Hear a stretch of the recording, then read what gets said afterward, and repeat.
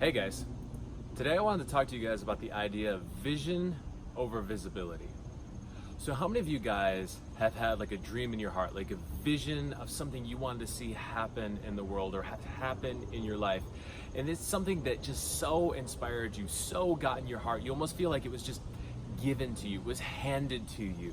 You were so excited about it, you became so passionate about it, you just felt like this is something that I'm meant to do, this is something that I need to do, this is something that needs to happen in the world.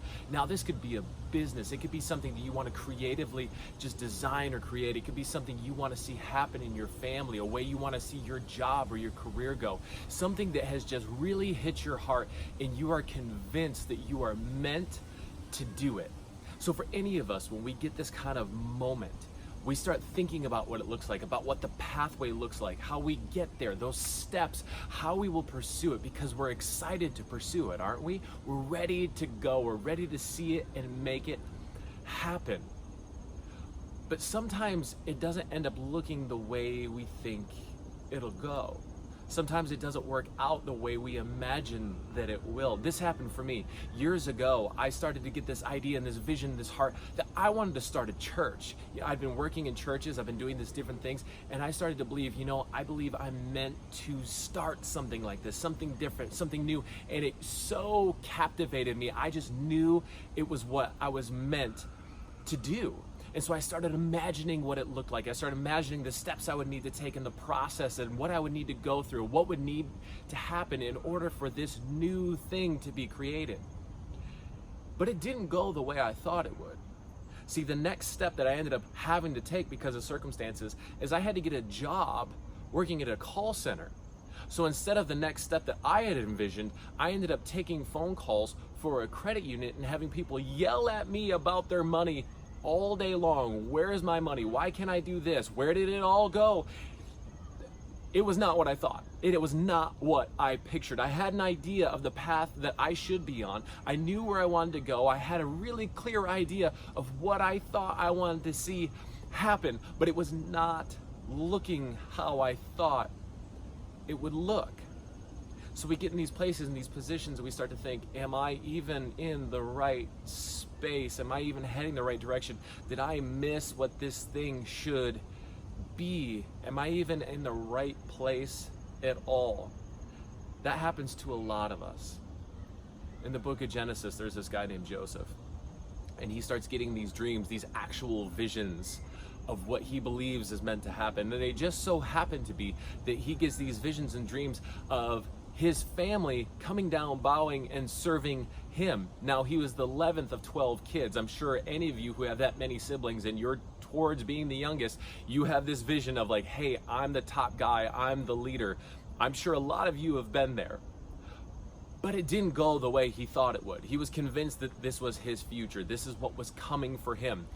But it so turns out that his brothers didn't appreciate his vision, his dream, how he thought the future looked. So they thought, let's kill this kid. Fortunately, they decide not to kill him and they sell him into slavery. He thought he was going to be the leader of the family. He thought he was going to be the top guy that all of them would love and respect. And instead, he ends up in slavery. And then it continues on and he ends up being in prison. Sometimes we get a vision in a dream and it doesn't look the way we thought it would look. But in the story of Joseph, if you read on, you see that eventually he not only ends up being the leader of his family, he ends up leading an entire nation.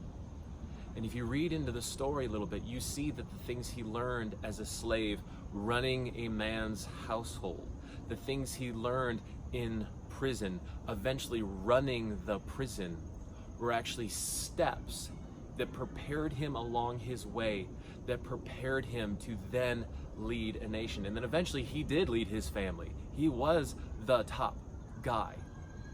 And you can see that from as a young boy to as being the ruler of a nation, there was a process that he needed to go through to become who he needed to be in order to take that place. The vision didn't look like how he thought it was. The path didn't look like how he thought it would look. It actually ended up being greater. The path was different because the end goal, the vision, was actually greater than he had imagined. It was the same for me. I ended up in a call center doing something I did not want to do. It looked like there was no way I was going to get from call center, taking angry phone calls all day long, to being able to start a church. Then the next job I had was working for another bank, and I was an admin there, and I was facilitating all these different people and their workflows and all these different things. And what I didn't know in that moment was, even though I was asking, why am I here? What does this have any to do at all with what I see in the future? I was learning things. I was growing. I was picking up skills and things I didn't have that I would need later when eventually the time came for me to be able to be a part of starting something different. And it was greater than I had imagined. There's a quote I love, that your talent will take you where your character will not be able to keep you. That just means you might have these skills, you might have these desires, these dreams, these visions, and if you get everything you want right away, if you get there, you may not have established the character needed to fully embrace that vision, to fully embrace that dream when it finally comes. So there's a process to go through. There's things to learn. So if you're in a situation and you're like, what am I doing here? I don't see the connection between where I'm at and where I see myself being. It's a part of the process. It's a part of building into you what you need to eventually claim that thing later. The situation you're in right now may not make sense, but I'm telling you, it all belongs, and God will use all of it to instill in you the character needed, the skills needed, the mindset needed to fully embrace the vision that He gave you.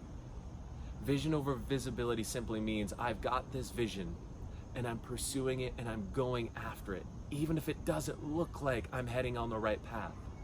In the scriptures, there's a verse, and I love it so much. It's become a staple for my life, honestly. I've actually got it framed in a picture that I keep in my house. It says, we live by faith, not by sight.